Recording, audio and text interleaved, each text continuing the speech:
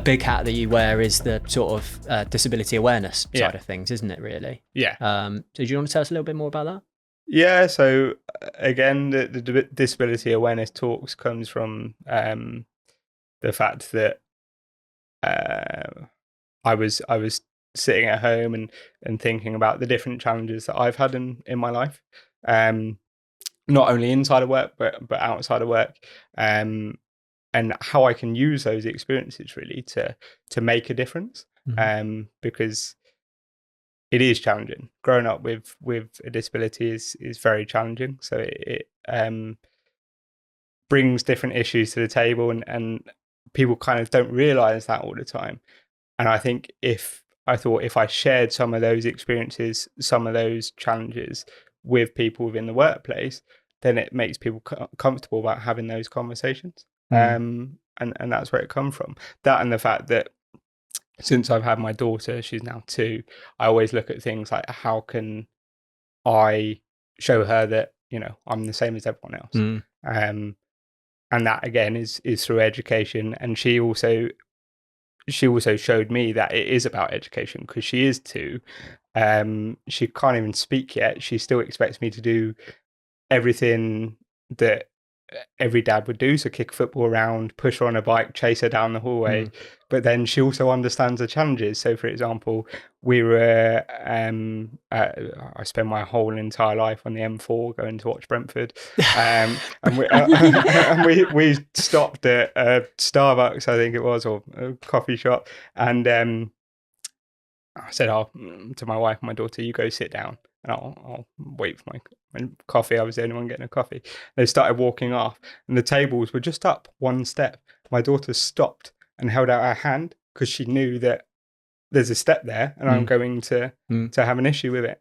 And just to be clear, she's an absolute hindrance. There is no help there whatsoever. But just the idea that she knows that I need help. Yeah. And I think, if she knows that I need help, and there's a difference, but also that I'm the same as everyone else, then why don't I educate people to have the same view and the same experience? Because a lot of the challenges when you're disabled come off the back of sort of stereotypes and people sort of assuming what you can and can't do. So it's about going out there and trying to use those experiences to improve impressions in the workplace and also outside of the workplace. Could you educate us on your disability and what sort of challenges you have from that? Can I educate you on my disability? Yeah, I probably don't know enough about my own disability. I've spent my entire life trying to pretend that I'm not disabled in a weird way. Not pretend that I'm not disabled, but I don't think about it too much. So I've never actually looked too much into the finer details of my disability, because I think, well, I'll just get on with my life. But essentially, I have cerebral palsy, because I was born at 29 weeks premature. I think it was 29 weeks. And basically what that means is, yes, I was very premature, so it starved oxygen to my brain. I had brain damage, which essentially affects the way different signals get to around my body, and therefore I have restricted movement in my legs, my hands as well, but my legs predominantly, which basically makes my mobility restricted, and makes it walking around, getting upstairs and things quite hard. I can trip over quite a lot. I've had a couple of operations from some nasty falls where I've broken hands and stuff, and I fell downstairs once and my wedding ring finger was sitting somewhere over where my thumb should be, so I had to have that put together. Came off a quad bike, and because of my restricted movement, I got sort of thrown off. My right leg stayed where it was, so just snapped straight out and things like that. So there's various things that I've done throughout my life that added to the challenges, but ultimately the challenges come from just the day-to-day tasks are difficult, and getting around is difficult, and you get quite high levels of fatigue when you have cerebral palsy. So particularly working in recruitment is, it's you get high levels of fatigue in that regardless. So it's quite the mix. So I sometimes wonder about my life choices, but there we go. So yeah, it's sort of fatigue, difficulties getting around, and pain, to be honest, a lot of pain. There's never a day where you're not in pain. You just get used to it. Yeah. I mean, it sounds like that. You mentioned, you almost don't try and think about it and don't let it affect your life, and it's just normal for you. Yeah, absolutely. I talk about it a lot in my talks. It's about where I and we can go into more detail, I guess, but where I say, excuse me, people reduce you down to your disability sometimes because they're making snap judgments on what you can and can't do without having the right information. But actually, as someone with that disability, I forget that I'm disabled. That might sound mad, but I forget that I'm disabled, and then occasionally someone will take a picture, or I'll see myself on video, or I'll walk past a mirror and I'll go, oh yeah, right, fair play, I'm actually quite disabled. But like it doesn't actually day to day, even the tasks that I struggle with, I never comprehend the fact that is because of my disability. It's just something I'm struggling with. Right. Why do you think that is? Because I spent my entire life trying to, excuse me, not let it get in the way and prove to people that it isn't a thing. And that is largely approach from my parents as well. So they obviously were very helpful and sort of understanding of my disability growing up, but they never treated me any different to my two sisters. So if I wanted a drink, go and get a drink. I couldn't even walk, but they're like, come on, off you go. Okay, this could be interesting. Yeah. So yeah, I have a lot to thank them for, I think, in that sense, because they never saw it as a thing. So I grew up never seeing it as a thing, and it's actually only since I started doing the talks I actually looked into some of the effects of my disability, which is mad because I'm now in my 30s. But that's how much I sort of didn't really think about my disability. That's such a great way of doing it, though, isn't it? Like it's almost like a bit of a luxury mindset, isn't it? That's been installed to you by your parents. Yeah, and like such a great way of doing it. Yeah, and it's stubbornness as well, to be honest. Yeah. I think a lot of people with varying disabilities, they all have or predominantly have the same things in common, that they're stubborn, and you don't let it become a thing. Like people always say, oh, why, how do you just get on with things? Well, you don't really have a choice. So therefore the resilience and stubbornness is like a second nature thing, that you just get on with it and deal with the challenges as they come, in the same way as recruitment, right? It almost sounds like you don't consider yourself to be disabled, just a bit different. Yeah, I don't even consider myself to be different, to be honest. Yeah. Because there's a lot of incorrect language when it comes around disability. People often talk about, and I've had it said, and it's meant as a compliment, oh, you do that like a normal person. You're like, well, I mean, I am a normal person, but also at the same time, what is normal? So yeah, and I suppose when I say different, I mean different in terms of like some of us are good at other things. Yeah. So like, yeah, exactly.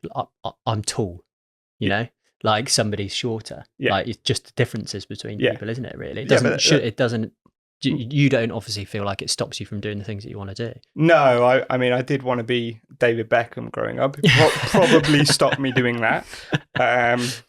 Probably stopped me running a marathon, but like, generally speaking, no, I don't think about it. Don't let it get in the way at all, really. I think these are characteristics that a lot of people that don't have a disability need to take on for themselves, because there's a lot of people in the workplace that aren't as resilient or stubborn, or have the mindset of just get on with it. I've just got to get on with it. So I think it's a great testament to you.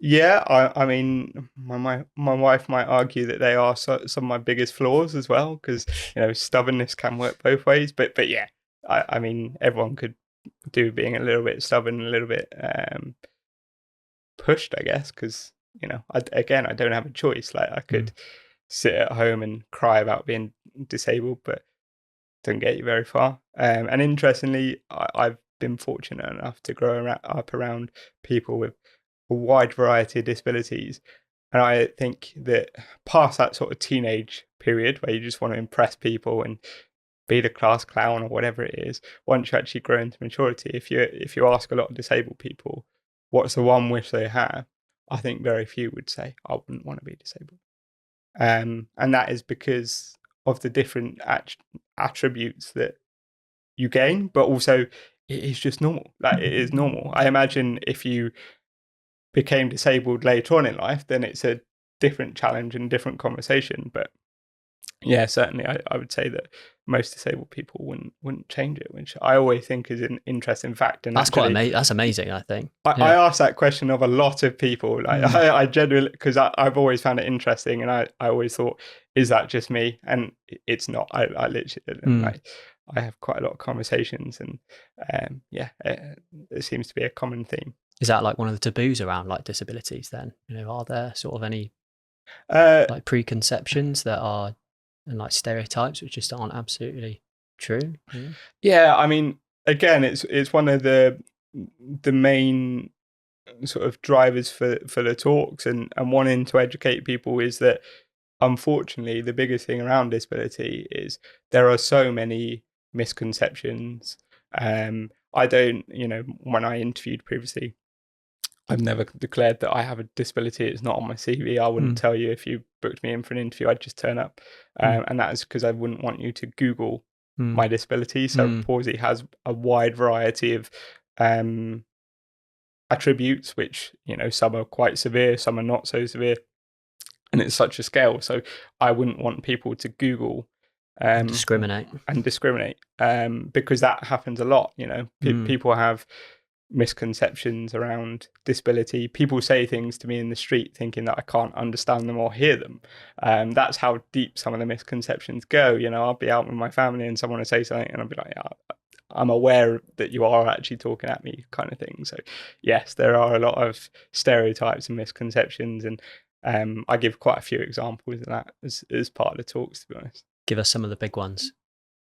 Big misconceptions. Well, one of the biggest ones, I think, in terms of misconceptions would probably, I don't know if this is a misconception actually, but this is the most popular thing that I hear, which is quite frustrating. So I was actually told when I was premature, my parents were told that I wouldn't live, then I wouldn't walk, then I wouldn't talk.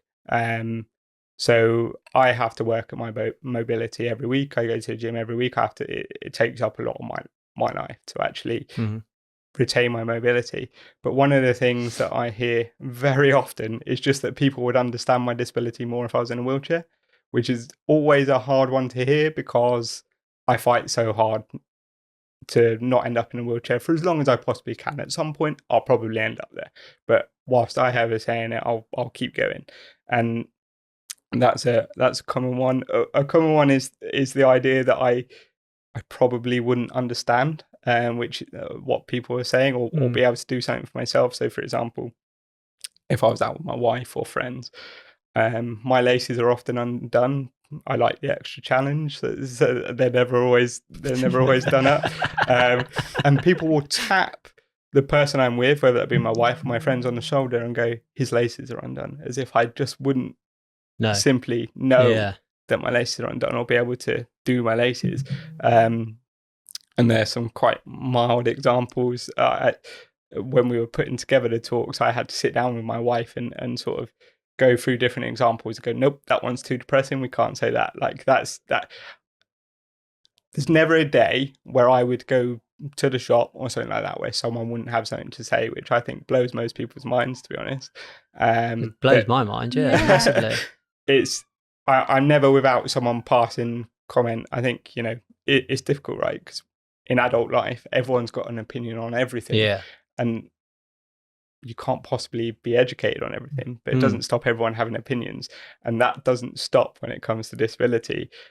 The weird thing when you have a disability is people often like to share that with you, which is something you get used to. It's something my wife had to get used to. It's something my friends have to get used to, because they all get quite protective and you have to just say, So like it's really interesting you say that. I mean, I would say I'm fairly uneducated around this whole subject, which is like the theme of all these podcasts. I don't seem to know a lot about much. But is that like the shoelace sort of incident? That's coming from a place of good, though, from people, isn't it? That sort of say that. Yeah. But more so just a lack of awareness. Correct. Of things. Yeah. Correct. And I think that's a lot of. I guess if I take it back to the example of my daughter, it's all about education, right? If you have the education, you view things differently. So yeah, you are correct. It comes from a good place, and often a lot of the most, I wouldn't say the most offensive things, that's probably not fair, but a lot of the offensive things I do hear are actually meant as good. Yeah. So for example, I was stopped once getting on a train, and this woman came up to me, she's like, "You're an inspiration." I thought, interesting. We've never had a conversation, so You don't know me. where is this going? And she said, we get on the same train every morning. I said, all right, cool. And she's like, I know you go to work in Newton Abbot. I was like, all right, cool. This is getting a bit creepy, but where are we going with this? And she said, I just think it's wonderful that you get on a train and go to work like a normal person. I was like, what do you say to that? Yeah. I didn't say a lot, to be honest. I just said, thanks. Because what I have found when I was younger, I used to be quite, I used to call it out, basically. Quite bullish about it. Yeah, I used to be like, well, this or that or the other. But as I got older, as I've got responsibilities, you don't know how the person's going to react. They obviously mean it as good. So I try not to engage in too much conversation, to be honest, around it. But the answer is you can't say a lot, because what do you say? And often it catches you off guard as well. I've heard most things, but it still does mean, occasionally but I haven't heard that one before. What percentage of like that sort of stuff is, coming from a good place opposed to like not? Do you know what I mean? I can imagine like a lot of it is coming from no, it actually swings the other way. I'd say most of the things I hear on a daily basis and my wife hears is probably quite offensive based on stereotypes and and that's where I'm completely uneducated about this sort of stuff. Whereas a lot of the positive things are few and far between. Right. Interestingly, it has improved it definitely is improving. When I was younger, it was insane. Kids. It was insane. Not kids. Really. Kids often are just curious. Yeah.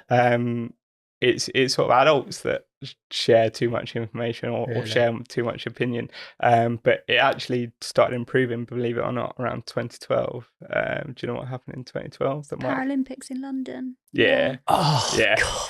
I know trivia. How did you know that? Yeah. Well, because I remember the Olympics was in London in 2012. Oh Yeah. my. Yeah. So like it was mad. I was lucky enough to work as a volunteer at the Olympics, and I attended some of the events at the Paralympics as well. And I remember getting off the train just before the Olympics at London Paddington and going down to the underground. The entrance has changed now, but it used to be a long sort of corridor way, and there was a Paralympic athlete on an advert. I think it was Visa. I was just like, that is mad. Yeah. And people just became more accepting. And again, it comes back to that educational piece, because we saw disabled people in mainstream media, and we do now as well. Like, have you ever seen, is it The Last Leg? Yeah.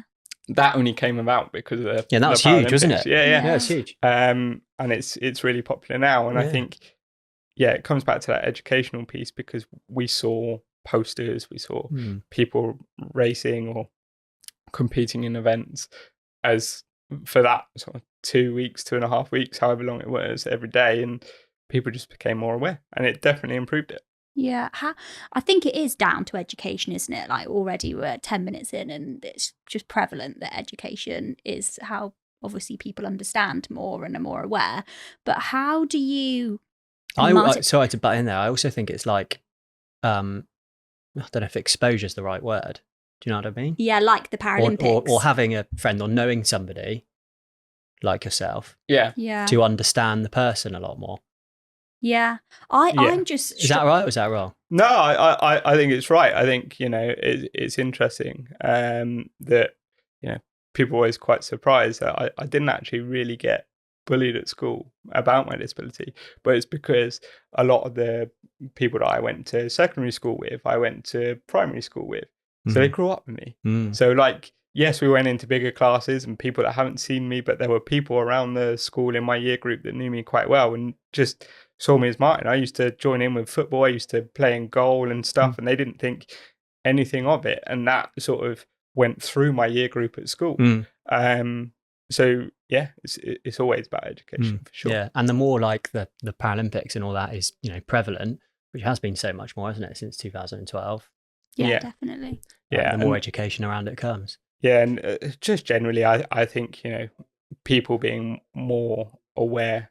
Generally, I think one of the things that surprises people is that even when I was going to school in secondary school, my parents had to take my local council to court for me to, or threaten to take my local council to court for me to go to mainstream school, because my local council saw that I had cerebral palsy, and I guess it comes back to the whole sort of misconception thing. Saw the term and said, well, I can't go to mainstream school.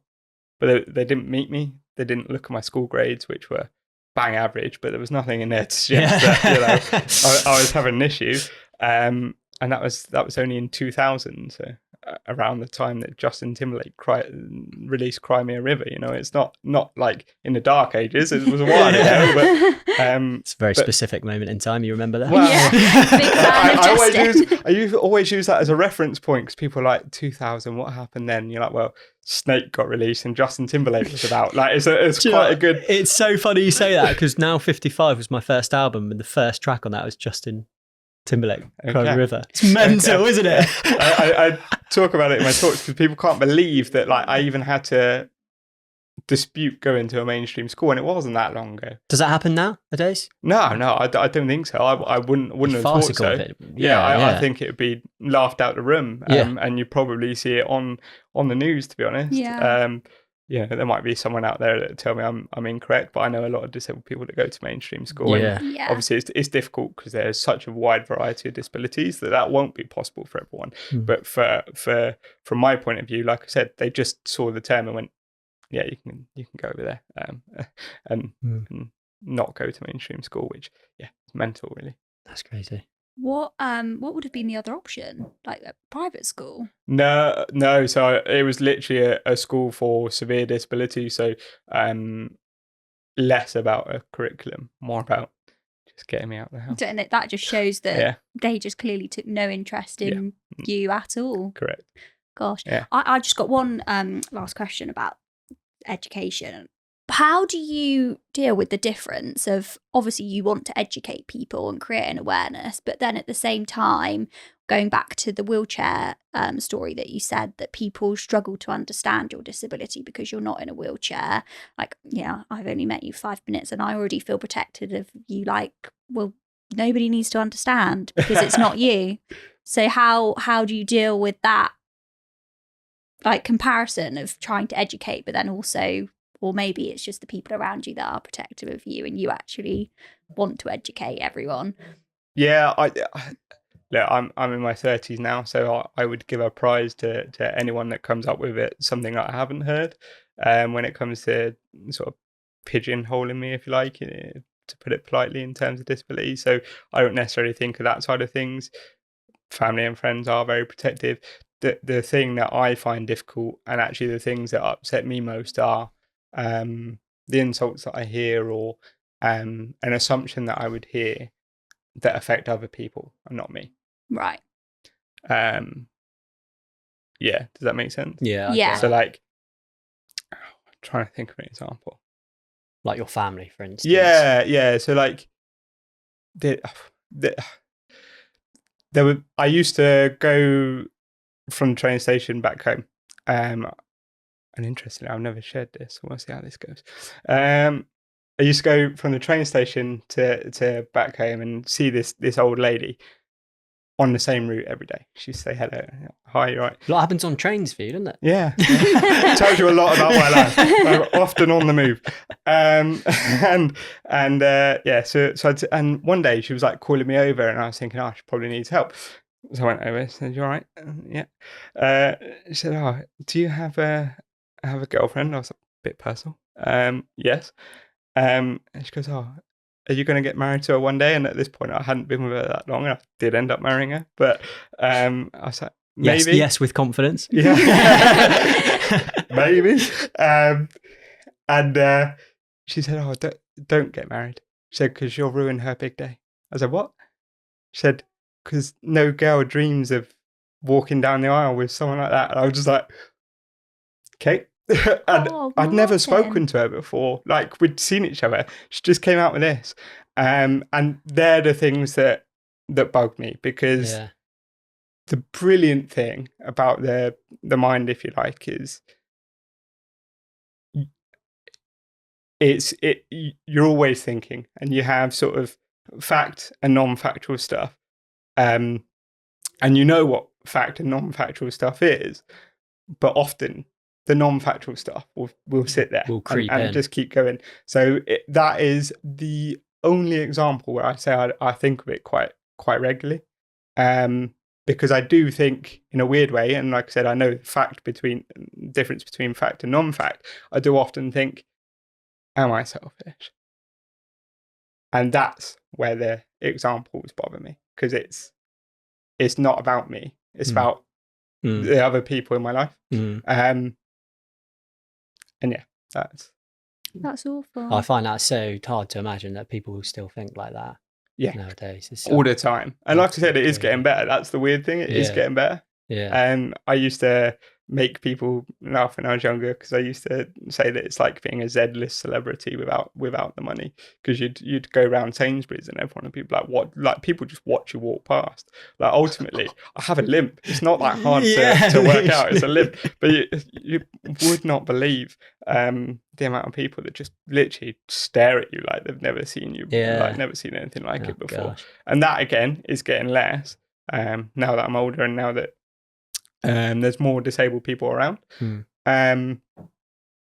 But it still happens, for sure. That's crazy. I mean, tell us a little bit more about what you do with these talks then. Is it something you've recently started doing, sort of going, because you go around to businesses and you educate as much as you can about disabilities in the workplace. Have I got that right? Yeah, exactly. So this is less about sort of what you should and shouldn't do, like the HR rules side of things. This is more about me giving examples and trying to change some of those misconceptions. So I often joke at the start that, you can ask me anything you want and I'll answer it. Your HR person is in the room, but you can ask me whatever you want and I'll give you an honest answer. So I give sort of a 15-20 minute talk about what it's been like to grow up from sort of being born prematurely, and those doctors making educated assumptions based on what your life would be, because they are educated assumptions, and then talk through different examples of my life where people make those assumptions that can be harmful, whether they're meant as good and bad. And that's the thing that shocks people, which I guess you guys have found out. So that often opens up conversations, like a bit like here, where like, does that really happen? You like sort of talk people through. And then we just go on to discuss things like correct language in the workplace and interviews and things like that. But again, less from a do's and don'ts point of view. I give anecdotes of my life, and then we talk through how people could do things differently, how we could be more inclusive. So it's designed to be more of an open conversation. And I find that actually people have so many questions because they're not, more often than not comfortable about what they can and can't say. And actually me standing in front of them in a room, it gives them a bit of confidence to be like, can I say this? And they're like, yes, you can. Or actually, maybe not, but So that's the talks really. And yeah, it's about going into different businesses and just changing sort of that mindset. And I've had people come up to me afterwards and say it's changed their perception. There's been people that come up and said, I didn't realise until you stand in front of me, I've never worked with someone with a physical disability, and you made me think about things that I would never even think about. I had a company come back to me and say that they're going to set up drop-in sessions off the back of the talks I was doing to try and answer some of those questions around disability in the workplace. You're like, okay, well, I decided to do this to, with the mindset that if I help one person, then great. So the fact that people are getting something from it is great, because as I've said before, I'm quite introverted. I don't like sharing about myself. This is quite out of my comfort zone. I can't even believe that I just shared a story that I don't think many people outside of my wife and 3 of my friends know. But I make myself comfortable with sharing these stories in the hope that it makes a difference, really. I think you've probably seen the impact that it's had, haven't you? The talks Yeah. that you've been doing, and actually businesses implementing changes off the back of that. It's so powerful, the Yeah. conversations that you're having. Yeah, and it makes you go, okay, well, that was out my comfort zone, or yeah, I had to overshare there, but it's made a difference. So let's go again. Let's do it again. Yeah. Let's see how many people I can educate, because any improvement is improvement, right? So, Yeah. Is this something that you do for free? Is it a business or? no, it's part of the business. So that it's basically another service option, if you like, for some of my clients, or for a lot of the people that have taken up the talks. I don't actually do the recruitment for them. They just want me to come in and give the talks. So it's about adding extra value in the same way I guess this podcast adds extra value. I think that is the bulk of recruitment these days. I've never been one for just sending CVs. It's not what I'm about. But I think gone are the days where you do just send CVs. It's about actually adding value and adding something a bit extra. So yeah, that's a great little value add. It's very different, isn't it? It's completely different. So it's amazing. How was your introduction to the workplace? Talk us through that. I've had various different experiences. I think, in terms of the workplace, every place that I've worked has had different approaches. Some pretty good, some not so good. What's the right approach? Is there a right approach? Asking questions. The whole thing about the talks is never assume and always ask questions, because you only educate yourself by asking questions. You make an assumption about what I might be able to do in the workplace is so damaging. Whereas if you ask a question, as long as you do it in the right way, I'll give you the answer and make your life easier, make my life easier. Yeah. And it's, the only thing I say as part of the talks is when you ask those questions, always remember that it's completely within that person's right to say, I don't want to answer that. Actually, that's fair. Yeah. But more often than not, as you've found out, I mean, I've known you about 10 minutes, but if you ask me a question, I'm probably going to answer it for you to make your life easier, and again, make my life easier. So sorry to butt in. As a business owner then, or a business owners out there, what is I feel like there's maybe two approaches to have somebody come in like yourself and treat them like everybody else. Yeah. But and make no assumptions. Yeah. So that's one way, or is the other way to, like you say, ask lots of questions, understand, educate, and ask about certain accommodations? I would say do a mix of the two. Okay. So as we discussed earlier, I'm no different to anyone else, but yes, I am going to have challenges.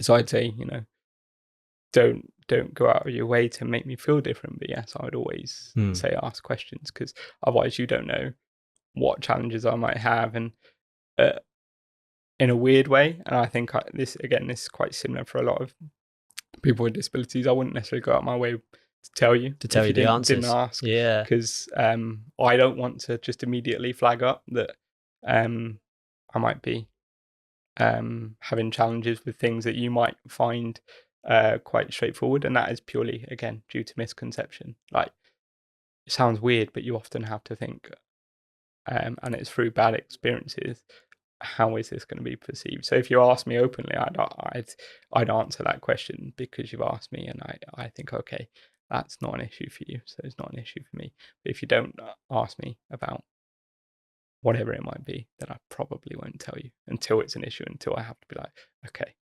It goes back to that stubbornness and resilience as well, doesn't it? 100%. And look, I'm not saying that's the right way, but it's got me pretty far. So and everyone's different.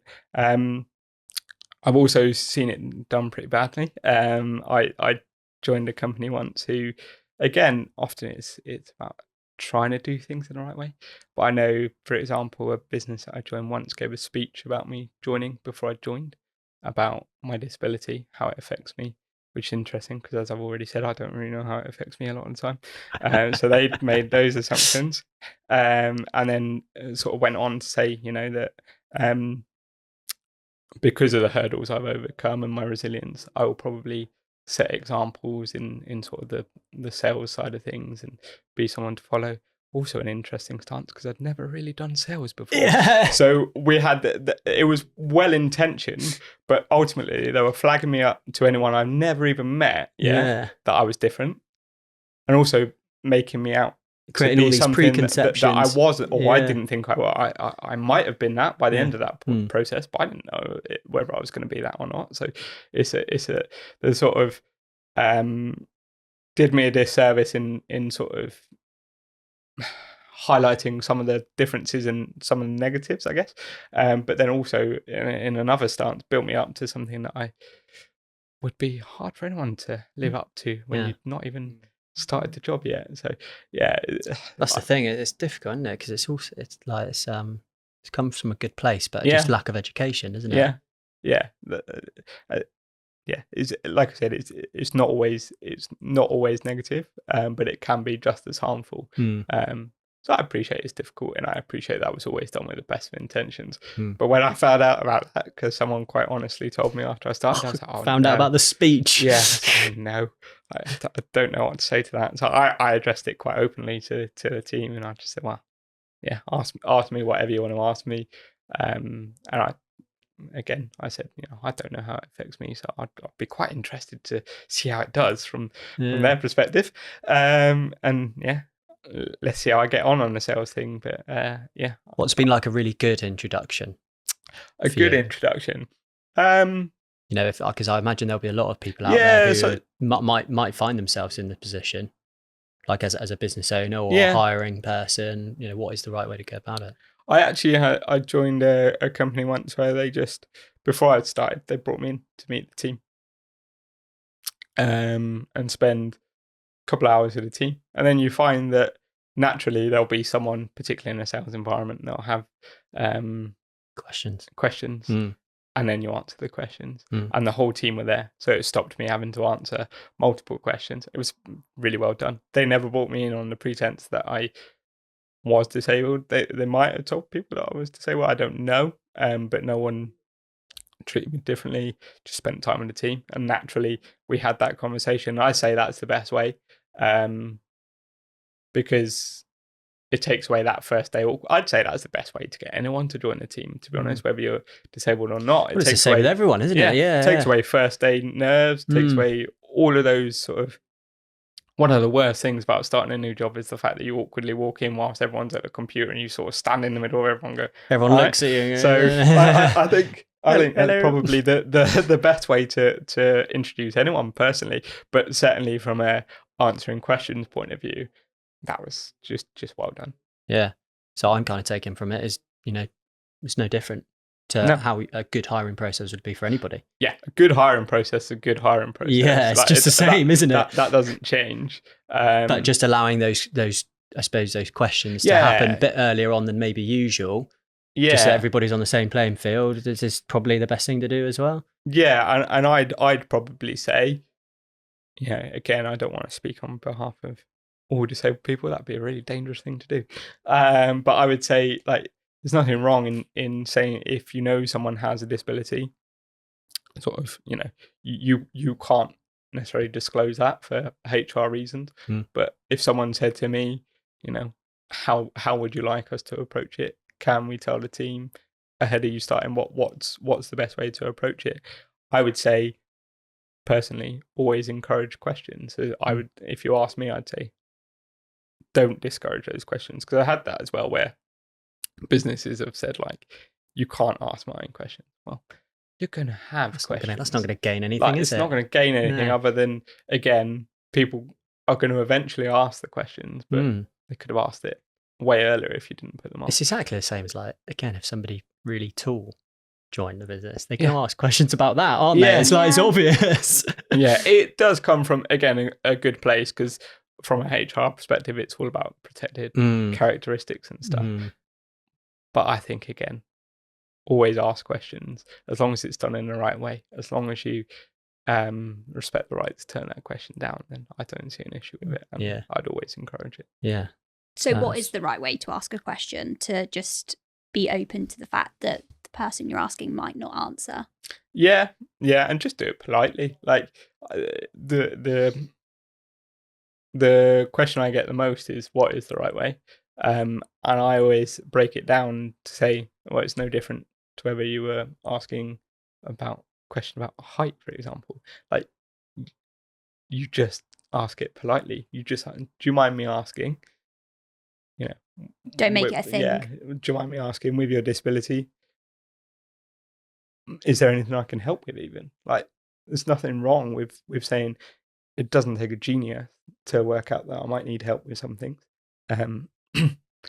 Carrying a cup of tea, for example, it'd be half empty by the time I got from the kitchen to the table. So if you want to carry my cup of tea for me, that'd be great. So like, I actually talk about that in my talks when I go for interviews, because actually I think, you know, it's all about creating a level playing field. And one of the scenarios that I talk about is that awful thing when you go for an interview, and often in like a modern office, the kitchen is there, the interview room's over there, so like, we'll give you a little walk around. Great, cool. And you get to the kitchen, they're like, do you want a coffee? And I always say no, because I look at the room, I see I've got a slalom through 50 people, they've got white walls, the cups are quite small, most of that's going on the floor, and I wouldn't flag up that I would need help with that. And the reason being because of that misconception, because such a simple task, I don't want you to think you can't even carry a cup of coffee, how's it going to do at work? So I always turn that down. So one of the bits of advice that I give around interviews is, why don't we just start asking that question when people are sat down? Or if you see that I am limping, just say, do you want a coffee? Would you like me? I can carry it to the interview room. I'm not going to get offended by that. Well, I'm glad I got that right today. Yeah. I'll do that with everyone, but I'm glad I got that right. But you'll be surprised how many people, because they'll make you make your own coffee in an interview. No, but like, particularly in modern offices, they say like the kitchen's over there. You can see the open plans. So they're like, let's start off in the kitchen. Let's walk to the interview room. And you're like, I mean, I don't like walking, so can we just start off over there? So yeah, it's a very simple thing, but people don't think about it. And then actually, when I do the talks, people are like, oh yeah, I actually do always like ask people if they want a coffee and then make them walk with their coffee. And I'm like, well, if you think about it, you don't even need to be disabled to be nervous and get your coffee everywhere as you're walking through the office. I mean, chances of me chucking my coffee everywhere are obviously very high, but you know, it's small things like that which you think, oh, that could make a difference. Yeah, it's really simple. What other interview tips have you got for hiring managers? One of my favorites is, and it's not to do with physical disability, it's to do with sort of neurodivergent candidates. I can't believe, to be honest, I think this, and I'll be interested to get your thoughts on it, because I think this should be standard for everyone. And I think John Lewis might have started doing it. Might be incorrect in that, but we'll see. Is giving the interview questions ahead of time.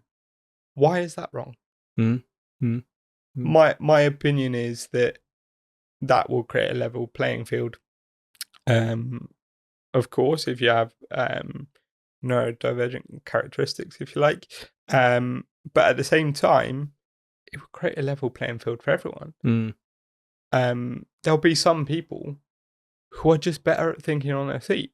Doesn't make them the better candidate. Yeah, you don't have to give them the exact questions, but you can say subjects. You can say, we're going to cover this, by the way. Yeah. Okay, cool. Yeah. I don't understand why that's not standard practice. I don't know what your thoughts are on that. Yeah, I'm just trying to think of a reason why not, really. I always like to play like devil's advocate with that sort of stuff. I can't really think of anything. And like the reason why I'd probably like support that and back it up is we basically try and do that anyway. So like if you've got a candidate going in for an interview, we'll always have like a preparation conversation with the client and say, you know, what questions are going to come up? What do they need to prepare for? You'd pass that over.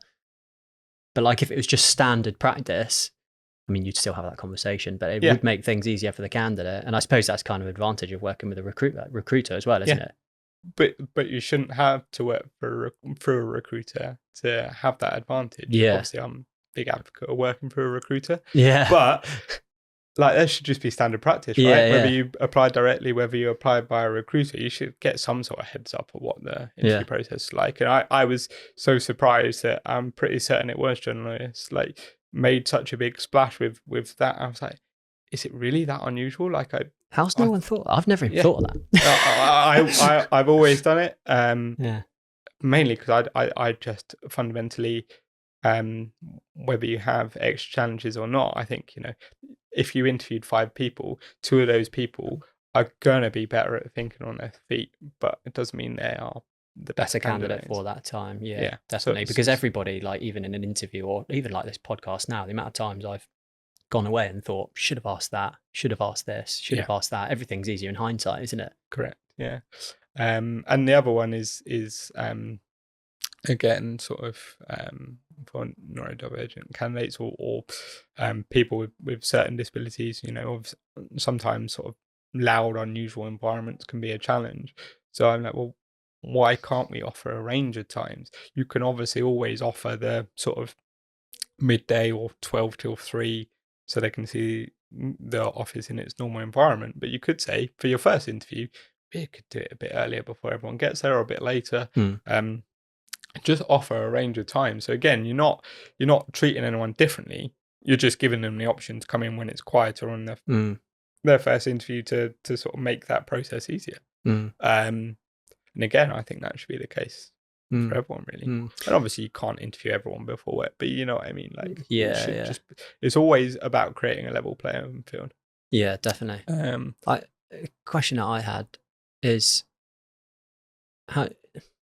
Just trying to explain how do I phrase it or how do I come up with it and where it came from. But can you ask somebody if they're disabled? Yeah, good question. Do you know what I mean? Because we've just said like never treat anybody differently.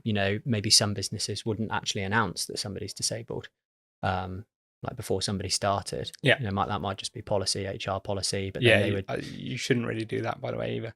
Right. No, so you are correct. Yeah. You shouldn't ask about disability. I don't think you can ask about disability until after you've offered. Again, it's about creating a level playing field. After you've offered, sorry. Yeah, so if you were to interview someone for your recruitment business, once you've offered, you can say, ask about if you offered me, you can ask about my disability after you've offered me the job. Yeah. And that's just to stop, again, assumptions, preconceived ideas. So no, you shouldn't be asking in an interview process, and it's about that level playing field. I have been into interviews where it's the bulk of the interview about my disability. Oh, really? Yeah. I went into one where I think the interview was about it was about an hour, but let's say an hour and 20. Let's give them a bit more credit. I think it was about an hour, but for 45 minutes, it was based on my disability. Yeah. I mean, there's various facts that you'd learn about me if you interviewed me correctly. That I went to university in Falmouth. That I grew up in Hayes, which Terminal 1 and 2 of Heathrow Airport. Yeah. Massive Brentford fan. But actually, a lot of businesses, it's not uncommon, will focus more on my disability, which you just shouldn't do, to be honest. Yeah. Because I don't know if it's bad to say, but like when obviously I knew about your disability because you're quite loud about it on LinkedIn and like to create awareness, great and everything. But I wouldn't have necessarily known from you just walking in here that you would have been disabled so much. No, it's quite interesting. Like even in or I don't know if that's just me, but I wouldn't have really paid much attention to it, sort of thing. Do you know what I mean? Like, it wouldn't have been anything that I would have. I think I think that's to your credit, but I guess in sort of medical environments, so like when we were having a baby, etc., like even sort of nurses and doctors, as I'd come in the room, be like, "Oh, if you hurt your leg," and you're like, "No." So like it's just. Is that offensive for them to ask that, or is that? No, it's not offensive. I guess it's quite strange because you just, and maybe it's assumptions on my part. So I've broken my own rule there. But you think going into a hospital that I probably would face less questions around my disability, but I don't. Even when my wife was in, this is quite a funny story actually. My wife was in labour. She was in labour for about 48 hours. It wasn't fun for her. But as a result, you spend a lot of time doing small talk with different nurses and midwives, etc. And there was this one that come in, who sort of asked about my limp. I said, "Oh, I've got cerebral palsy." She said, "Oh, can you drive?" I said, "Yeah, I can drive."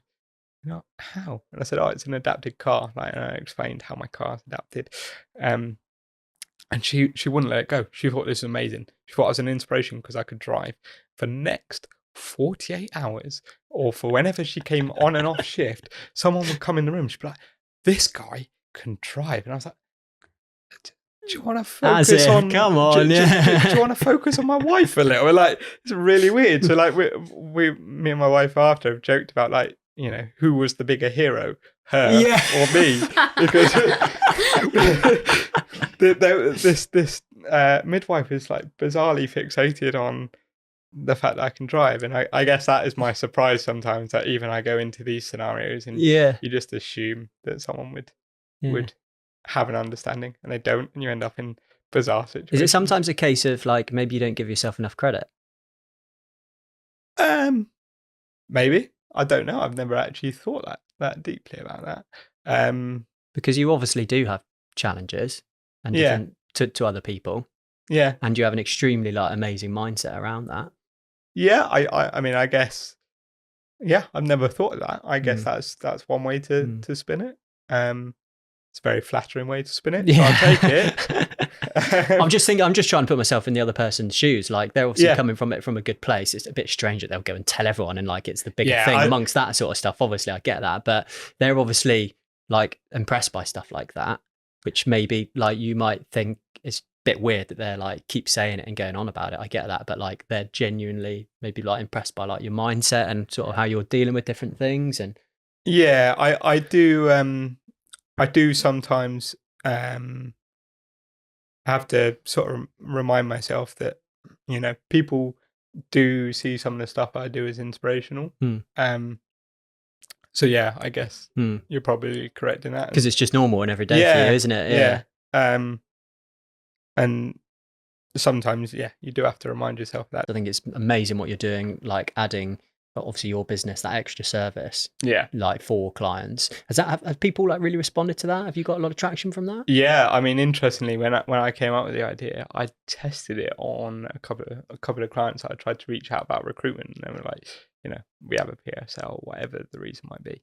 I was like, but I tell you what, I'm gonna, and you know, and there were a couple like we absolutely just don't use agencies. That's how I tested it on something, when I was just like, not necessarily in terms of actually doing the talks for them, but just saying, look, I have this idea, and that's all the email said. I said, look, I have this idea, I have cerebral palsy, wondering whether you believe there's much scope for this in the workplace, and if so, what would you like to see? And the response rate was mad, from people that more or less told me to get lost a few days ago. So I was like, okay, there's probably some movement in this.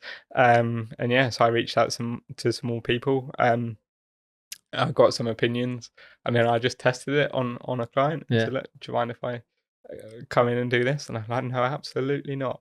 And it's grown from there, really. Yeah, it's amazing. How many do you do? Like, is it like once a week sort of thing? Is it quite often? Well, it's still building, to be honest. But like, I would say September this year looks pretty busy. I'll be on the move. And I'm trying to cram some stuff in because we're expecting another child in end of October. Congratulations. So thank you.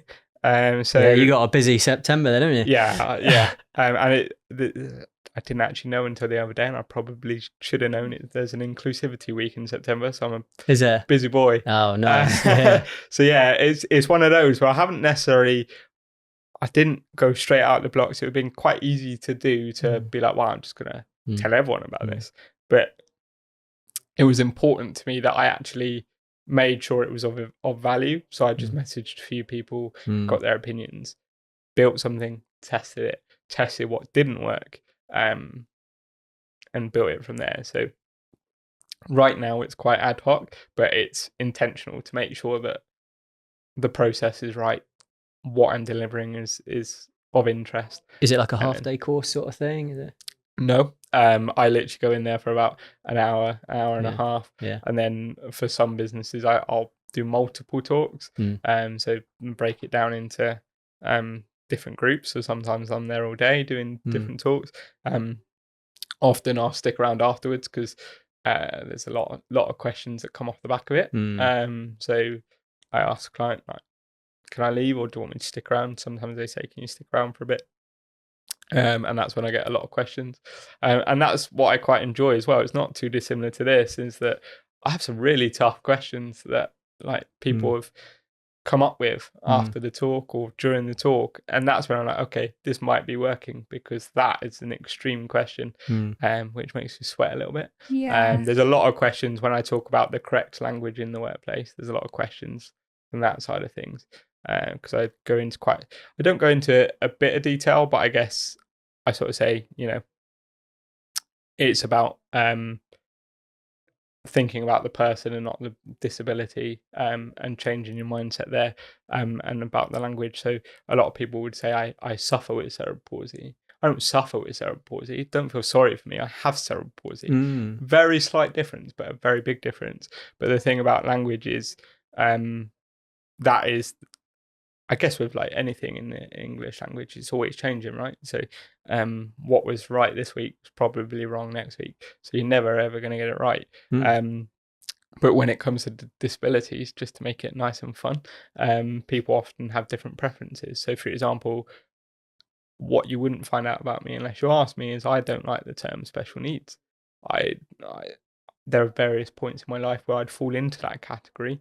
But for me, special needs, I don't like it just because the connotations that come with it, some of the sort of almost like playground language that has been used around special needs, and just the idea that it for me, in my head, rightly or wrongly, it evokes sort of feelings of sympathy. And again, that's why you should probably ask questions, because someone else might not care to. I think it's also about being aware as well, because now you said that, I've actually made the correlation that you have never referred to special needs. You've only ever used physical disability as your terminology. So like people around you should be aware that those are the words that you use. So those are the words that other people can use. Yeah, absolutely. And that's where a lot of the questions come, because correct language is the bit that makes everyone nervous and sweaty and like, can I say that? So that is the bit in the talks where I get questions fired at me quite often, just around that. And what I'd say is quite important, I think personally, this is goes for everything in life. It's okay to be wrong. Like no one's I don't get it right. I have a disability. I don't get it right 100% of the time. It's not possible. But what you can do is learn from those mistakes. If you repeat that mistake, then okay, maybe you've got it wrong. But actually, if you make a mistake and you learn from it, there's nothing wrong with that. And I think people forget that. I think people forget that not only when they're talking about disability. I think people forget that in life. I think, it's okay to make mistakes. Otherwise, how do you grow? How do you improve? You never learn about it, will you? Yeah, that's definitely. Definitely. Well, you obviously do a lot of work on raising awareness and providing education, but you also you have a big involvement in Link Torbay as well, don't you? Tell us a bit about that. What Link Torbay is? Yeah, I can't take all of the credit for Link Torbay, and in fact, I can take none of the credit for Link Torbay. Oh, you take some. Come on, take some. Link Torbay. So I met a PT, an incredible guy called Tom Murch, just over a year ago. He is PT in Paignton, who specialises on people with disabilities. So he's a strength and conditioning coach who a lot of his clients do have cerebral palsy, but there's a wide variety of ages. So I think there's people, sort of 13, 14, up to sort of people in their 70s type scenario. So a wide variety of people. And I met Tom and said, look, I need to improve my day-to-day mobility because my daughter's going to start running around. And he said, okay, let's work together. And I am now his biggest cheerleader and his biggest advocate, because it has changed my life. How? Yeah. How I can be more active, how my movement has improved, the things that I can now do, I couldn't do before. I learned to jump the other week. I'm in my 30s, as I said, and I didn't even know I could jump. And you'd be surprised at how much that actually then impacts my day-to-day life with my daughter, because the ability to actually land back on my feet, even when I'm just playing around with her, massively, everything he's done has changed my life. So he was talking about expanding that, and he said, I'm going to make it into a community interest company. So essentially a charitable company. Would I be a director to give a different viewpoint from a business sense, and to also give a different viewpoint as someone with a disability? And I said absolutely. I'll do anything I can to help that, however small my part is in it. I'll do anything, even if you want to use me as a guinea pig for something he comes up with. I think it's important to highlight how much of a difference it has made to my life, and actually it'll probably give you an indication. I walked into kitchen a couple of months ago, and my wife was on her phone. She was crying, and I was like, okay, what have I done? First thought. And I sort of look at what she's looking at, and she's Tom uploads some of the videos he does, and he had uploaded someone in the gym with cerebral palsy, young teenager, doing some of the exercises that I do with Tom. So I said, why are you crying? And she said, in the last year, it's made such a difference that I know how much of a difference it's going to make to that kid's life. I was like, okay, yeah, fair. So I guess that probably highlights better than any words I can say just how much of a difference it's made. That, my wife sort of got very emotional watching that video. So yeah, when Tom said, could I get involved? Absolutely. And like I said, biggest cheerleader. And I think the work he does is incredible, and he should shout about it more often. Yeah, he's definitely. not very good at doing it. No, I've not heard of it, but we'll definitely sort of attach the links and everything to that. What do you do for them yourself personally? You're obviously a bit of a guinea pig as well. Yeah. Well, it's just starting out as a CIC. So right now there's different plans for me to help in different ways. But ultimately I'll be there to help in whatever way I'm needed. I think initially it's certainly just to be a different pair of eyes on different things, different sounding board, different opinion. As I'm sure you found setting up your own business, it helps to have someone to be like, can we do this? Should we do this? What's your thoughts on this? Even if you still go with what you thought in the first place, to have a different viewpoint on something is always healthy. Yeah, amazing. Well, we'll definitely leave links and everything to those guys then, won't we? That'd be amazing. So we've spoken a lot about sort of disabilities and workplace and everything, but your other hat is you're a recruiter, aren't you? I am. You're a business person and a recruiter. So let's talk about that, because I think I said at the start, we've not actually had a recruiter in here that maybe isn't coming in for an interview or something like that. So it'd be really interesting to talk about it. But talk us through your story of setting up your business. How did that come about? Why did you want to do that? Yeah, so I mean, I've always wanted to work for myself, not necessarily in a sort of entrepreneurial sense. I don't think I think I just like the idea of working for myself. As we've already discussed, I'm quite stubborn, so I like doing things my way. So the idea of working for myself always appealed. And then, unfortunately, as part of COVID, somewhere around August 2020, I think, I was made redundant, and I'd already moved down to Torquay for family reasons, and was travelling up to Bristol occasionally, and then working from home most of the time. So I was made redundant, and a couple of businesses in Bristol who had been my competitors and knew who I was very flattered. They reached out and said, well, you can come and join us. Had a couple of conversations, some brilliant businesses, nothing sort of negative to say about them. I did my research on them. Great culture, I think. In recruitment, culture is really important in terms of in any sort of business. Vibes. Culture is important, but it was very important to me, and I had nothing bad to say about those offers, but I wasn't infused. So I was like, okay, interesting, why not? And my wife said, oh, well, probably because you don't want to do it. I was like, fair.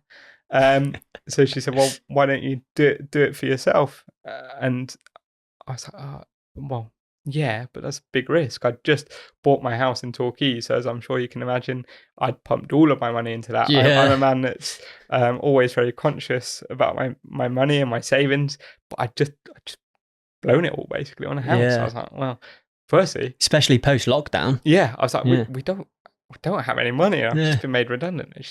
And she's brilliant. She's way too relaxed. She went, you'll be all right. Yeah. All right. Yeah, Okay. okay. So yeah, that's how the business come about. And I'm not lying when I said I had no money. I created my terms of business, and made a few calls, picked up some jobs, and basically just negotiated free trials with job boards. And it's like, well, I better fill some of these jobs, otherwise this is going to be very short lived. And that's how the business came about. Yeah. I literally, it was just using my Just experience, getting on with a laptop, a phone. Yeah. Let's see how this I think works. that's like sometimes the best bit of advice I would give anybody like doing it is just to just do it, just start, just get going, because there's so much you can think about, isn't there? You can overthink it so much, but just get on with it and things will like get there. And it's quite easy to say that now, that like looking back in hindsight, because maybe nobody would have known like how good the last 2 years of recruitment would have been. But when, post COVID, you've just been made redundant, you've just bought a house, Scary and you don't know what the next few years are going to look like. That's a pretty intimidating place to be, isn't it, for you? I can imagine. and particularly as like we knew we wanted to start a family. That's why we were back in Torquay. So it all came at once. so yeah, when you sort of weigh it all up, it probably seems a bit mad, really. But yeah, I think in the same way that I said I was Link's biggest cheerleader, I think my biggest cheerleader is probably my wife. And without her saying, you'll be right, again, she's far too relaxed. I probably wouldn't have done it, because it is mad. You do need that. It's hard to go alone, definitely, something like that. But obviously you had your wife, and imagine she would have been a big part of like decisions, influence and motivation, everything as well. It's nice to have that, somebody who's your biggest cheerleader. Absolutely. And I think that's probably been the biggest challenge, is setting up by myself. I think there's 3 of you that set up Conquer, right?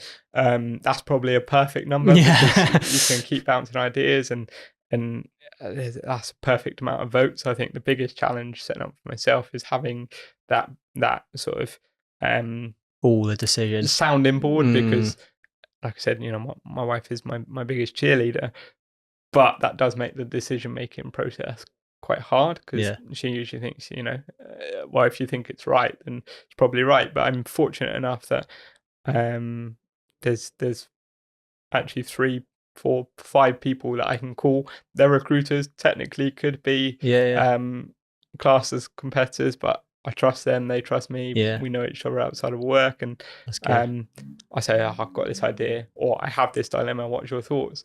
And they'll say, you should probably do this. All right, fair enough. That's good. That's nice to have, and I know that I can always call them, no matter how bizarre the scenario is or whatever the question might be.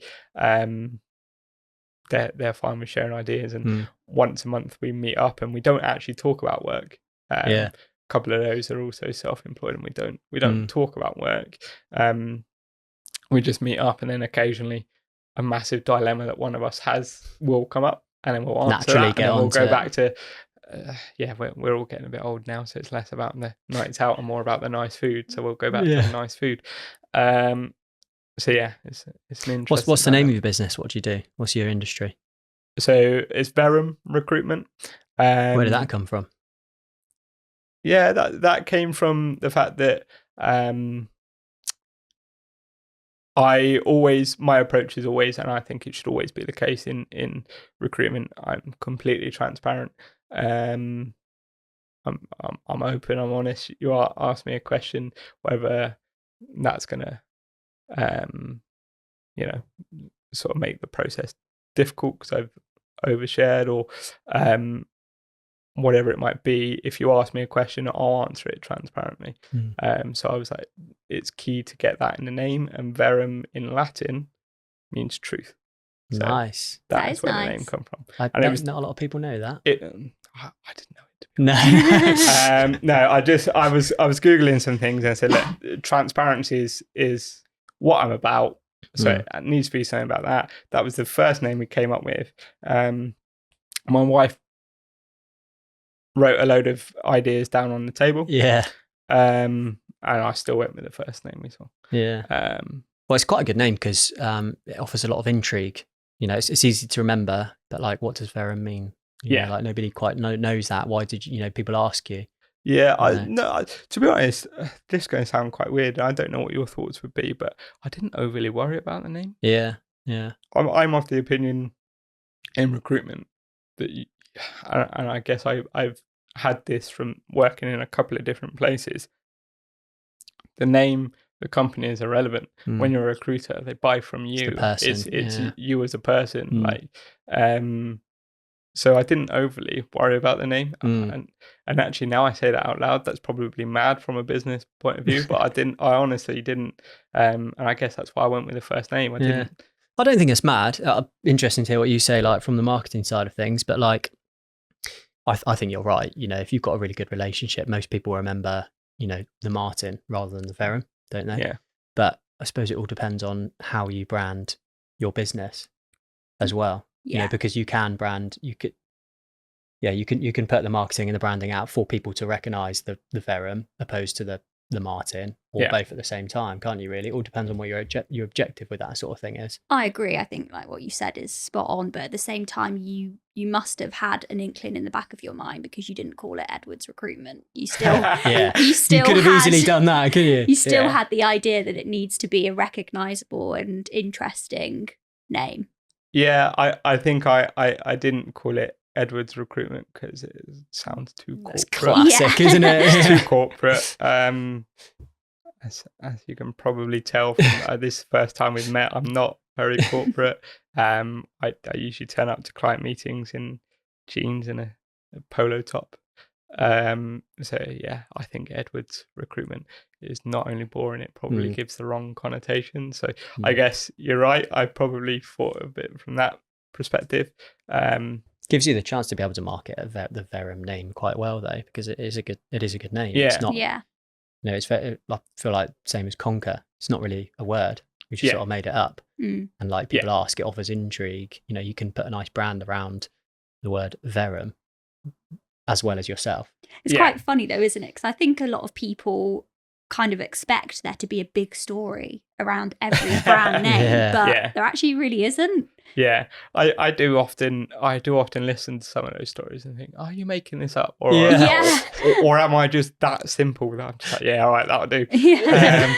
Because you are right. It usually comes with some complex backstory. And I was literally sitting on my kitchen table for 10 minutes. That'll do. Yeah, that'll do.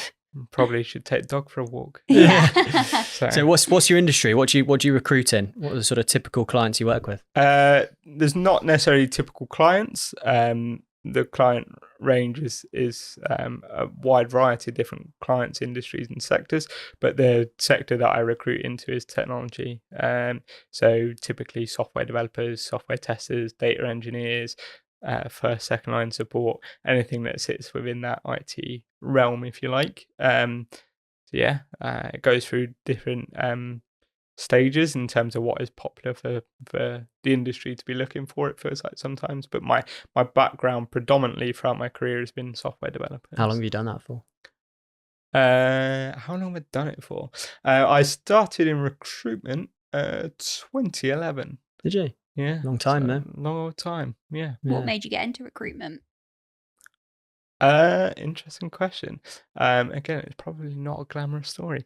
Not many of them are they? No, really? After I finished uni, I moved back to my dad's in Torquay. And I did journalism as a degree. Did some work experience in various things in journalism, but I figured out pretty quickly that I'd have to move back London way, which I wasn't that keen on, and I have to do it on an apprenticeship wage, which I didn't have enough money for that, so that pretty much closed down the doors to that. So I said, oh, okay, what do I do? And it seemed like the only jobs in the area were recruitment. And I thought of it after I did some research, and I was like, well, looks like I can make some money. It's a job that I can do without too much activity if I wanted to bring the disability side of things into it, and took it from there really. So it's not a very glamorous story. What do you love about recruitment? What do I love about recruitment? Or should I say like? Like's probably a better word. What do I love come about on, what do you love recruitment? about it? What do I love about recruitment? There's quite a lot of stuff, but I like that sort of feeling of success. You know, I feel many jobs, I still get the feeling of, yes, I've done it now to the same placement I made back in 2011. Yeah. I started as a resourcer. It's a great sense of accomplishment, isn't there? When you actually find somebody a great job. Yeah, and actually, like, I genuinely, for me, as well as that transparency piece, I'm always about the candidate experience. I am a massive believer, and I think every recruitment business should be the same way, is the candidate journey is actually the most important. You actually have to do less business development, by the way, if your candidate journey is good, because a candidate you just place will recommend you to someone else. So I have a big focus on the sort of candidate journey, if you like, and I do genuinely get a good feeling when I'm like, okay, I know that business is going to work for you. You told me you're looking for this. You've got that. I genuinely get a good feeling from that, but I think generally it's the buzz from like, I filled another role. Yeah. That still hasn't gone away. No, I it definitely hasn't for me either. What do you love about recruitment? Well, exactly that. It's the buzz. It is the buzz when you get a matchup, and you know, it is a roller coaster recruitment, isn't it? You know, you can go 2 or 3 days, think you've had a really shit like week, and then all of a sudden you find that one candidate for that one job, and you almost already know you're going to place them sometimes, don't you? And it's that excitement to like it happening, and then knowing that you've actually like fulfilled everything the client wants and everything the candidate wants. Like, you know, you've done a really good job. And it I know when I started out, like you'd see like big billers put loads of fees up, like 3-4 placements a week, a month, that sort of thing. And it looked like really easy, but they were obviously big billers, really, really experienced. But it actually is really difficult sometimes to fill a difficult job with a difficult candidate to find. And I think some people like underestimate the satisfaction of doing that. Like how many boxes you have to tick to like fit, because you're not selling just you're selling to the candidate and the client, aren't you? It's selling both ways. And to get those matchups is sometimes so difficult. Exactly. And I'm big on the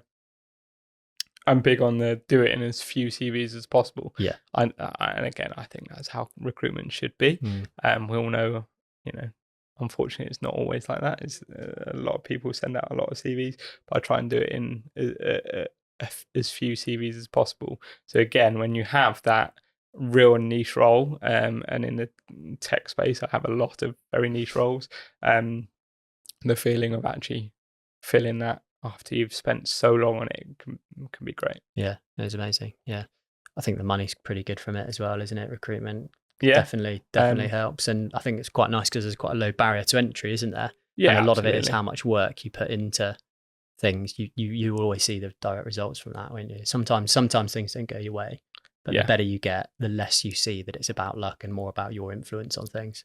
Yeah, and I think you hit the nail on the head there. One of my first managers said to me, and I always remember it, when things aren't going your way. And there's actually 2 things I remember. This one, the manager said, you always get out what you put in. And sometimes it doesn't feel like that. Yeah. But he is right. It will come. Right. If you are consistent, if you put in what you should be putting in, it's going to come good. And when it's not going well, or you're having that bad month, that bad day, that bad week, or whatever it may be, that is what I come back to. If I keep doing what I know I do, and what I know is right, and what I believe in, you will get it back eventually. And usually it's like buses. That's how recruitment works. Yeah. It comes all in one go. So that's one thing that I've sort of taken away from that manager, that actually it helps me still. How do you deal with, because you're a lone recruiter, aren't you? You class yourself. I'm not sure if I could ever do that, like with the social side and like maybe like the buzz and the interaction that I would need in the office. Yeah. Do you miss that side of things? Yeah, for sure. So you've got to be extremely self-disciplined, haven't you? To be able to do that. You do. And actually, one of the things I take it from as I said, I'm a massive Brentford fan. Our manager always says, when we win, you got 24 hours to enjoy the excitement. Don't get too carried away. After that 24 hours, back to what you do. When you lose, be down about it for 24 hours, and then it's back to what you do. Don't get too low, don't get too high.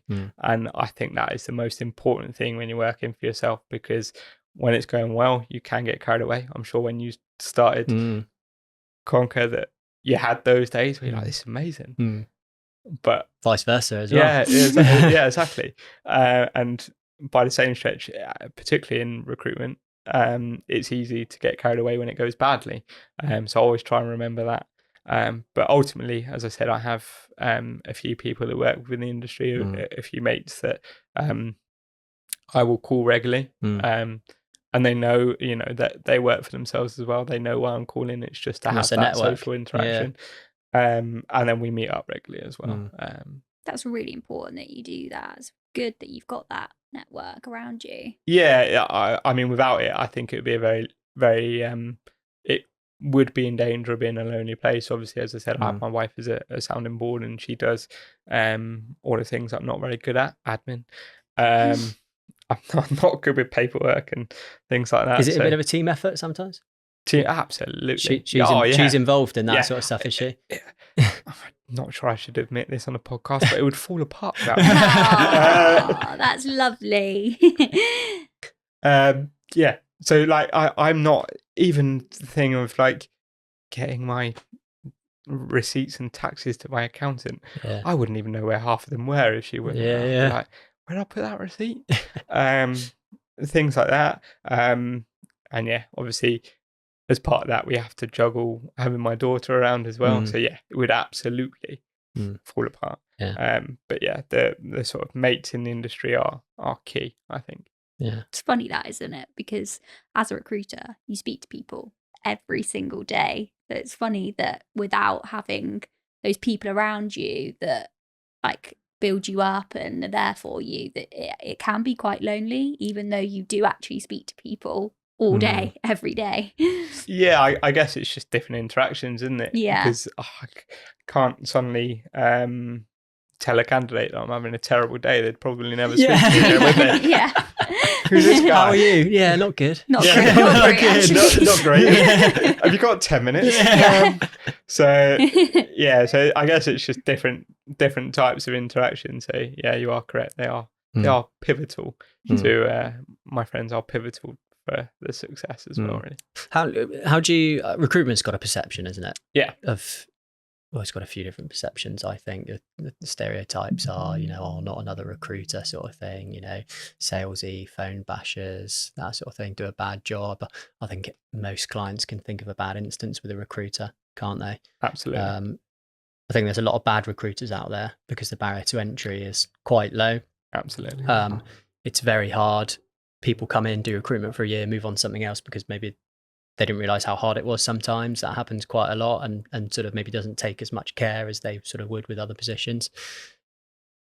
How do we shake those perceptions? How do you think recruitment should change?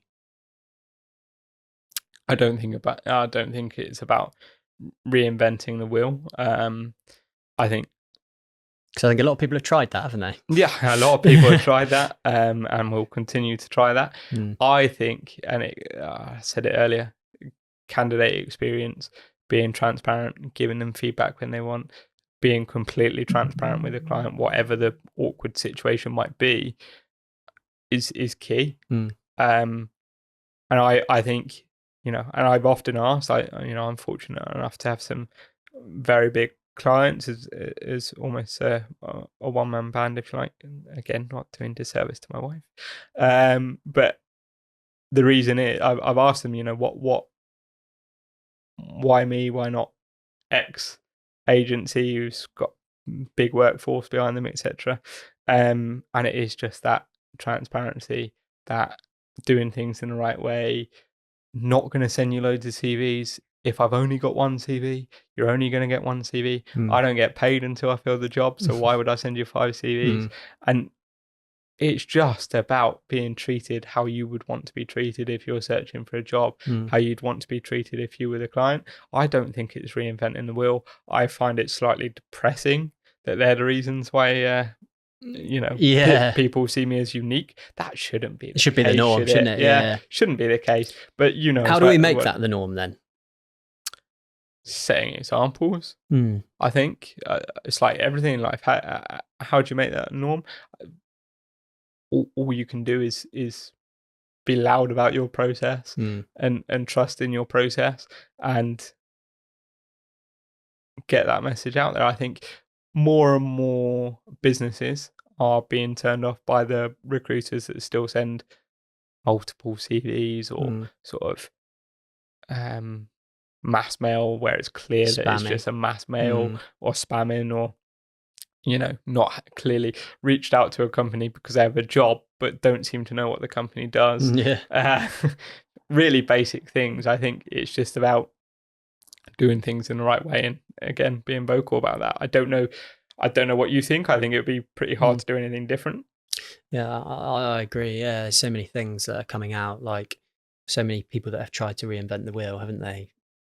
Like the Stephen Bartlett thing that's come out recently, where he's sort of invested in Chapter 2. Have you heard about that or seen about it? I haven't. Oh, it's basically an RPO model. Okay. He's putting a bit more branding into, recruitment, that sort of thing. And they're going around saying they're reinventing the wheel, that recruitment's got to change, that sort of thing. And, there's AI. Is AI going to kick recruiters out? Everyone thought job boards was going to completely change the industry, didn't they? LinkedIn Recruiter, that sort of thing. But I think ultimately it goes down to, it's a people business, isn't it? Because you're not selling a product. Yeah. You're matching up personalities. Like there's so much of a personal element to good recruitment. Not so much in terms of like bad recruitment, which is I think where a lot of the bad instances come from. But I think a lot of good clients actually understand and recognize like how valuable a good recruiter can be. And it's very easy to recruiter bash if you haven't experienced how good a recruiter can be for you, for their business. Yeah. And hiring and finding the right people and sort of changing, the business with the right kind of talent. So what am I getting at? The point is, I'm not sure what the point is exactly, but how do we I think it's about education again. Yeah. I think it's about education for clients. How do we educate clients to know what a good recruiter is?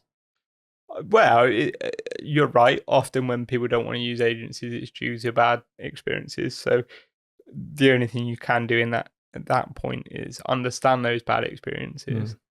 And I always say, okay, well, I can show you what it should look like, and take it from there. And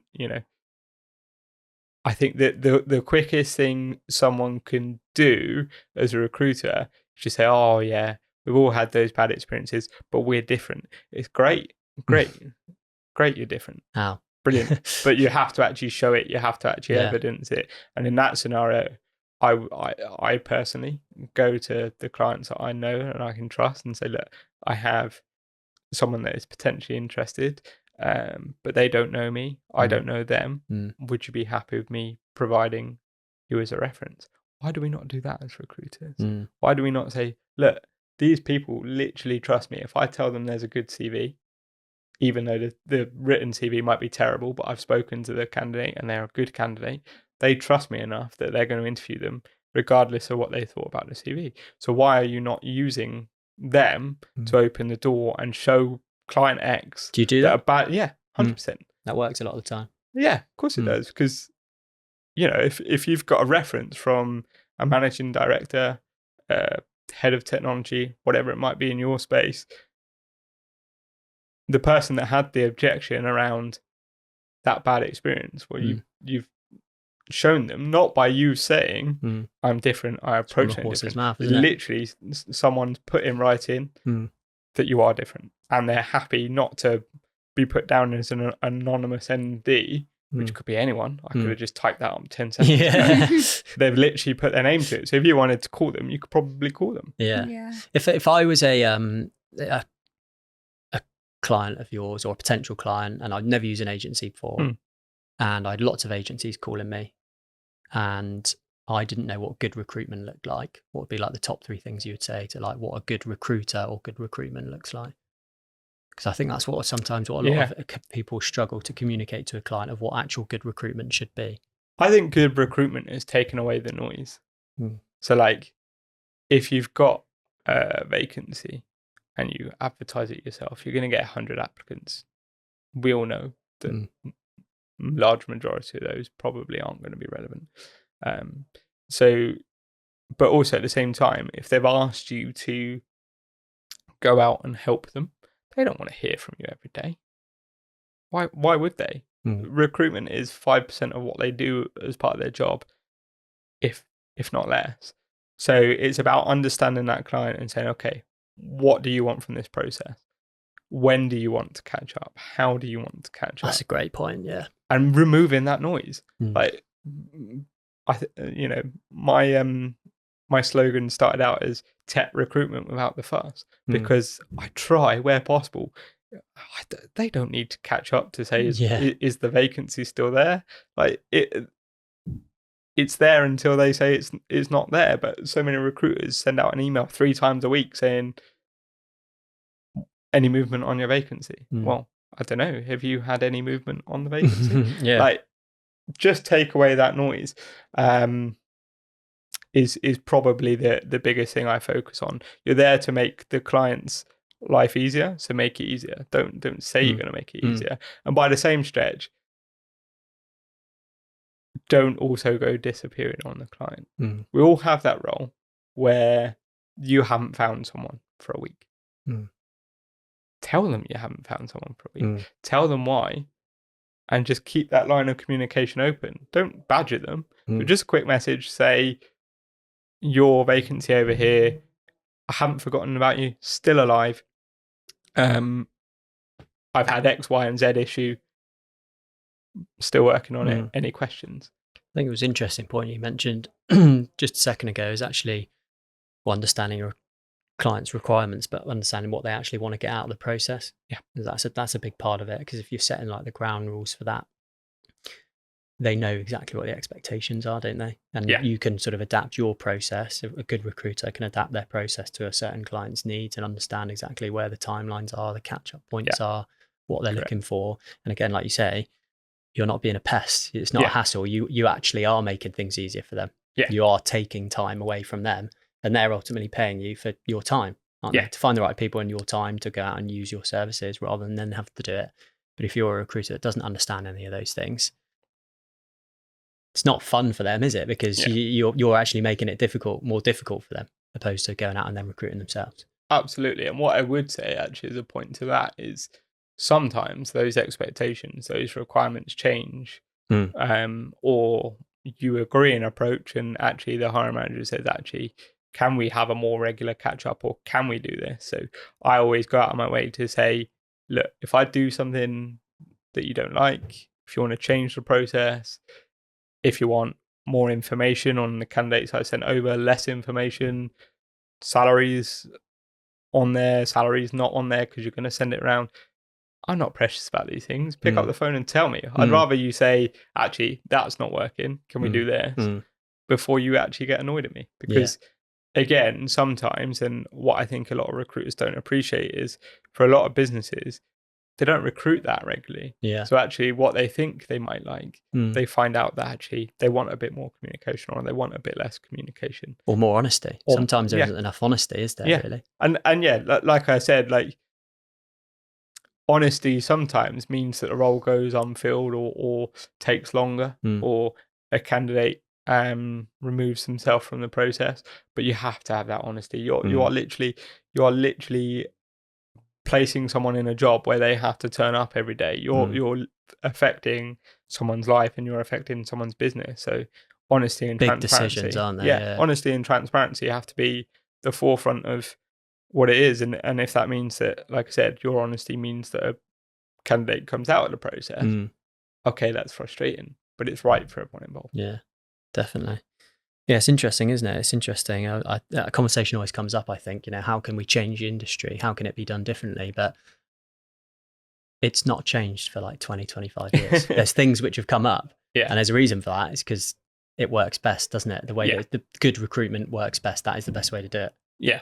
And obviously there are different solutions that you can offer. I think a lot of people talk about disrupting the industry and doing things differently, and then you sort of read their website or look at what they're doing. Same old stuff. You just renamed a solution. You just renamed a solution, and that's fine. That's right for you.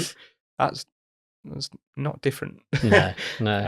So yeah, it's interesting. Do you want to grow your business? What are like the growth plans? I mean, growth can be defined in different ways, can't it? But how would you define growing your business for you? Maybe over time. Mm-hmm. Right now, my life fits around my daughter. Mm-hmm. My business fits around my daughter. Mm-hmm. I have no intention of that changing. And again, I'm transparent with the clients about that. I am transparent that I will take her to nursery. I will pick her up from nursery. We'll move meetings around.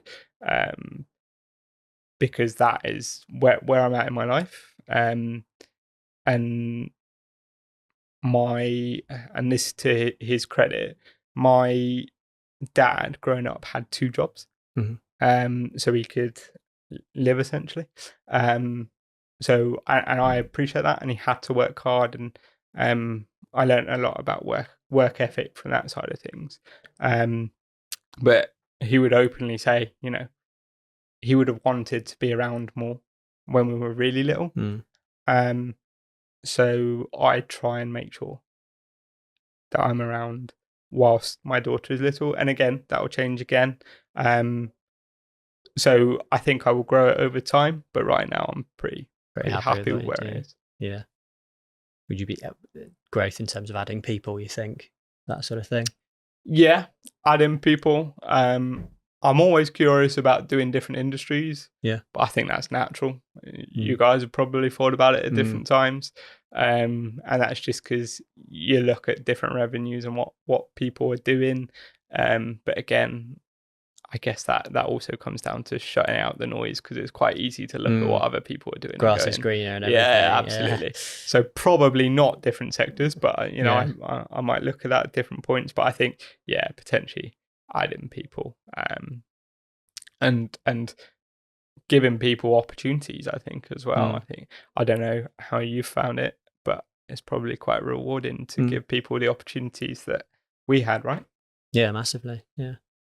Yes, that's a great part of it, definitely. Do you have any sort of like marketing strategy with Verum? No.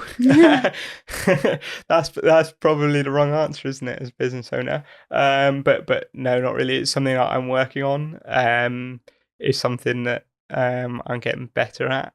I suppose we said before we started recording that you've only recently just started kind of putting yourself out there on social media, which obviously isn't the one and only thing you can do for a marketing strategy, but you seem to have got some success from it. Yeah, I mean, we're sitting here doing this as a result of something I posted on LinkedIn, which is something I didn't focus too much on. As I said before, I'm quite introverted, so social media was just another way of me putting myself out there that I sort of turned my back on slightly. But yeah, a couple of posts have change different things for me, so it's certainly an area of growth for sure. You see the benefit of all that sort of stuff. Oh yeah, absolutely. And it wasn't that I didn't see the benefit. It's time, isn't it? It's time. Yeah, it's time. It's also about I don't know if you've had this, and maybe I'm on my own here, but like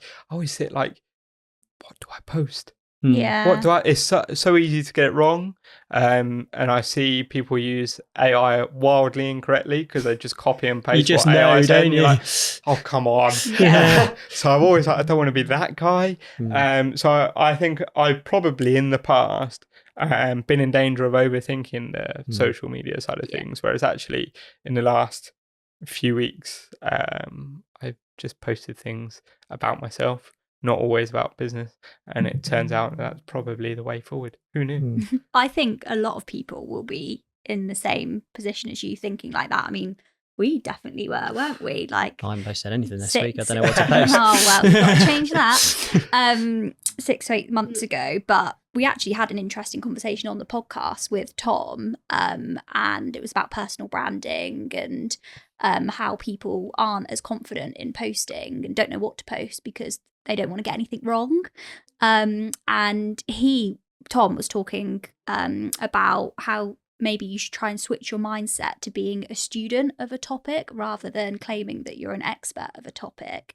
So post about things that you're interested in finding out more on, and like, you don't claim to speak on behalf of everybody with a physical disability, but like you said, you're sharing your story and your journey and raising awareness of the challenges that you've had, and that's why people are attracting what word am I saying?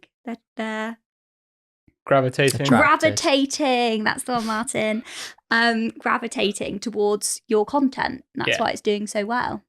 Yeah, it's and I think it's just easy to get lost in the social media side of things, isn't it? It is. It's really easy to get lost, and overthink it, I think, is the thing. And as I've been posting, it's been quite interesting about what actually is of interest to people.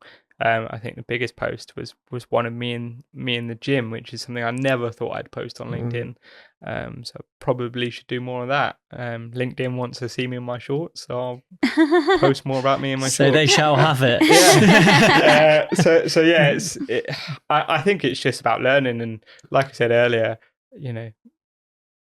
I've not really, in the marketing sense, I've not really followed my own sort of thought process that I generally have in life of it's okay to make mistakes. I think maybe I should take that approach, and you probably get better at the marketing side of things by making those mistakes. So it doesn't happen overnight, this sort of stuff either, does it? Like, it takes. God, no. I mean, you said you've done pretty well with a lot of stuff. You've had some good impressions of a lot of it, haven't you? But like, it really is something that you can have one viral post. Anything could go viral for whatever reason, can't you? But it's like actually consistency over that sort of stuff, and actually generating a good audience and a worthwhile audience rather than just lots and lots of people that almost mean nothing. You'd rather a slow, consistent trickle of people that are relevant and want to see your stuff. So and I think we've said before, like the biggest thing about when I'm talking to clients is my approach and who I am, and I think that's probably what social media should be there for, is to get across your personality, which I didn't really use LinkedIn before previously. That's my own area of growth I need to do over the next few months, really. Very good. So I don't know if you've had the chance to listen to any of our podcasts before, Martyn, but the biggest thing that we talk about at the end. Well, you did say earlier that you listened to the very first one that we did. It's quite funny. I enjoyed it. But we are creating a bit of a collection of everybody's definitions of success. So everybody that we speak to, we want to hear how they define success in their life, because it's different. Everyone's is different, and to also just for it to be relatable for everybody listening as well. That for some people, for you, like you said, you're not wanting to grow your business right now, and success for you is seeing your daughter grow up and being around. I mean, I hope I'm not answering the question for you, but you just did. I think you might have. I think I might have. Sorry about that. But what would you say your definition of success is? It's interesting because it's changed. It's changed. I think that's probably quite normal. But like when you start out as first even sort of starting in work, you all dream of making millions, and don't get me wrong, I wouldn't turn down millions. But yeah, like you said, and like I said previously, I grew up in a family where my dad had 2 jobs. So success for me right now is to see my daughter and my next child grow up, be there, miss them, or be part of some of those key moments in their life, and then sort of not have to worry about money, but not in terms of being a millionaire, but like if something goes wrong with the boiler, fine, I can sort that out. Not an issue. Again, I grew up in an area where if your boiler goes wrong, that's your savings gone. So success for me right now is being there for my family and being able to afford the things that we need and the days out that we want, and not a lot more than that. over time that'll grow again. And don't get me wrong, I'm not perfect. I don't know if you guys do it, but sometimes I look at what other things people are doing and go, oh, I should be doing that. Why? I think there's so much noise, isn't there? Again, like on social media and like with certain podcasts about telling people they should never sit in the comfy chair and all that. Oh, this isn't a comfortable chair. Yeah, so we're not sitting in that right now. Like you must get up at 5 a.m. and it's not for me. That's not me saying that's not right for someone else, but it's not for me. So yeah, it will change over time. But yeah, I'm certainly not perfect because I do sometimes second guess my own goals and idea of success. I think that's normal. I think that is probably what everybody feels like. Would you say you do? Yeah, it's a good definition. Do you feel successful now? Yes. Yeah. I think, again, I'm guilty of making myself believe that I'm probably not, but then, I've got right now what I need. And then I often think about my life as a bigger picture. As I said, wasn't meant to survive, wasn't meant to walk, wasn't meant to talk. Here I am with my own business, own house, own family. Yeah. Sometimes I have to remind myself of that. And again, my wife reminds me of that. Yeah. When did you start to feel successful?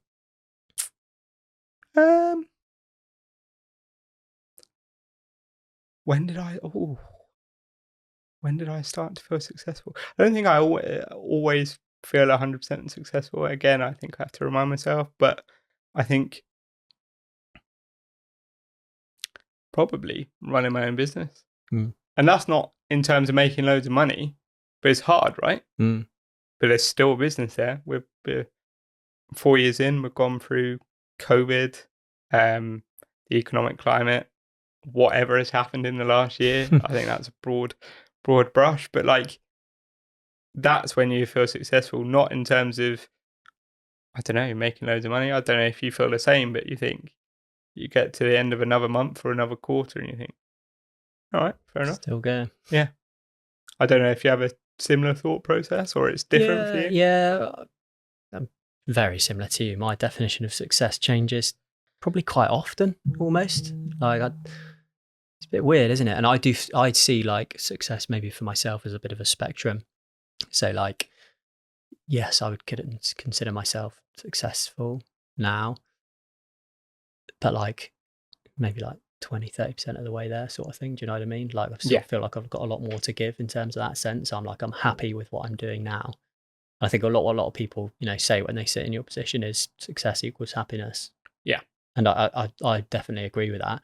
So like maybe I see it like happiness as a bit of a spectrum. I'm happy with what I'm doing now with where I'm at, but I don't know, maybe if we do a lot more and do all the things, will I be happier? I don't know. I've answered it. I've asked myself a question there, haven't I? Well, that's how life works though, isn't it? You don't know until you've done it. And again, I think that's what we probably need to remind ourselves of. It's like, you're never going to feel 100% successful because there's always more for you to do, but you should always take those little victories. Otherwise, why are we doing it? Yeah. Like if you can't accept success when it happens, even if you're hunting down more success, then why are you doing it? Yeah. Outside of money, obviously. Yeah. Fabulous. Well, thanks very much. Thank you for coming on, Martyn. Thank you. We've got some great subjects there, haven't we? It's so interesting to have another recruiter on here to talk about setting up your business. It's always so interesting, and definitely got more of an understanding of speaking to people with a physical disability and other disabilities, and in the workplace, and all the different the correct language that should be used. I think I've learned a lot from you today, so thank you very much. Oh, good. Thank you. No, thank you for having me. I certainly never thought I'd be on a podcast, so that's one ticked off the list. Add that to your list of success. Yeah, there you go.